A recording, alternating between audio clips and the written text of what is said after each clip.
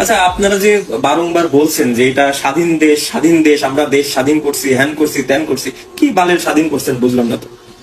এটা কি ধরনের স্বাধীনতা? স্বাধীন দেশ হইতে হলে কয়টা ফর্মুলা লাগে? এই দেশটার নামটা কি রাখবেন আপনারা? আপনারা যে দেশ স্বাধীন করলেন না, এই স্বাধীন দেশটার নামটা কি রাখবেন? 1 নম্বর পয়েন্ট। যদি নাম না বলতে পারেন তাহলে এই স্বাধীনতার নাম মুখে আনা আপনাদের কিন্তু সাজবে না। স্বাধীন দেশের নাম নাই, কি স্বাধীন করলেন আপনি? দেশের নাম থাকবে না? দেশের মুদ্রার নাম বলেন, বলেন জাতির পিতার নাম বলেন, যার টাকে সারা দিয়ে মাঠে নামছিলেন তার নামটা বলেন। দেশটার আয়তন কত, আয়তন কি বেড়েছে না কমেছে এটাও বলেন।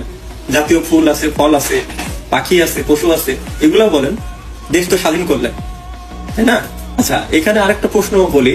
দ্বিতীয় মুক্তিযুদ্ধের বিজয়ীরা যদি ক্ষমতার উপদেষ্টার আসনে বসতে পারে, তাহলে যারা 71-এর মুক্তিযোদ্ধা করেছে তারা কোটা কেন? কোটা তারা তো পাইতেই পারে, পাবে না? এটা নিয়ে আন্দোলন করলেন আপনারাই, আবার এখন পোল্টি নিয়ে চলে গেলেন মুক্তিযোদ্ধার আসনে। হ্যাঁ, আমার দেশের মুদ্রার নামটা কি ঠিক করলেন আপনারা?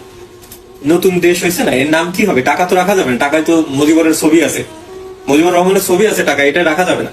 এটা কি নাম দিবেন? রুপি দিবেন, রিয়েল দিবেন, দিনার দিবেন, না ইউরো দিবেন, নাকি নতুন একটা নাম ছাপাবেন? এটা আপনারা ডিসিশন নেন। দেশ স্বাধীন হয়নি, দেশ একবারই স্বাধীন হয়, বুঝতে পারছেন? মানুষের